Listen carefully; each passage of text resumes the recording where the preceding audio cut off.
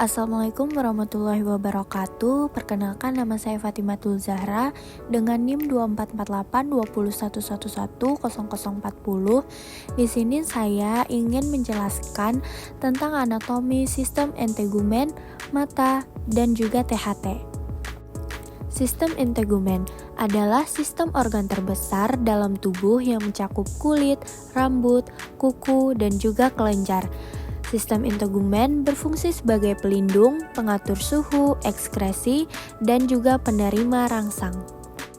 Selanjutnya ada struktur kulit yang terdiri dari yang pertama ada epidermis, kedua dermis, dan juga hipodermis. Epidermis adalah lapisan luar tanpa pembuluh darah. Kemudian dermis adalah lapisan tengah mengandung pembuluh, saraf, dan folikel rambut. Sedangkan hipodermis yaitu jaringan lemak untuk isolasi dan juga bantalan. Lalu ada appendix kulit. Appendix kulit adalah bagian dari kulit yang menonjol keluar yang berasal dari pertumbuhan lapisan epidermis ke dalam dermis. Appendix ini terdiri dari rambut sebagai pelindung dan persepsi sentuhan. Kemudian ada kelenjar sebasea, yaitu kelenjar yang menghasilkan sebum atau minyak untuk menjaga kelembapan kulit. Lalu ada kelenjar keringat yang mengatur suhu tubuh, terdiri dari kelenjar ekrin yaitu kelenjar keringat umum, dan apokrin yaitu kelenjar keringat yang menghasilkan keringat bau, dan terakhir ada kuku yaitu struktur keras yang melindungi ujung jari. Kemudian ada struktur mata yang terdiri dari sklera, kornea, iris dan pupil, retina, saraf optik, dan juga lensa. Mari kita bahas satu persatu. Sklera adalah bagian putih mata yang berfungsi sebagai dinding penyangga yang melindungi struktur bagian dalam mata dan menjaga bentuk bola mata.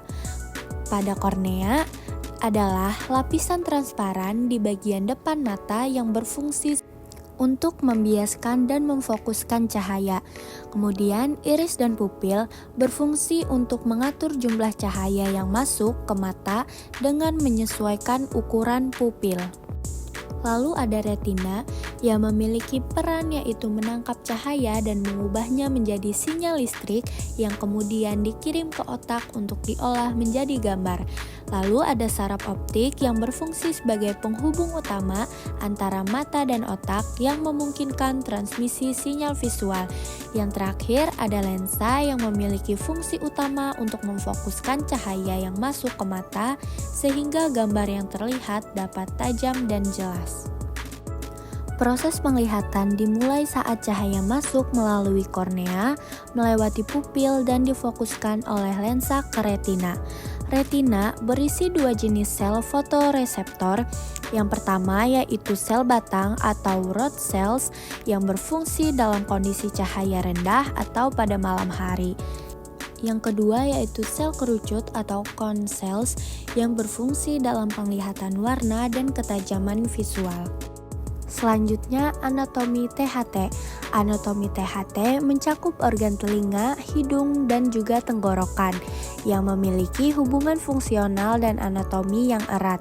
Sistem ini terlibat dalam fungsi vital seperti pendengaran, penciuman, fonasi, dan juga merupakan bagian dari sistem pernafasan atas.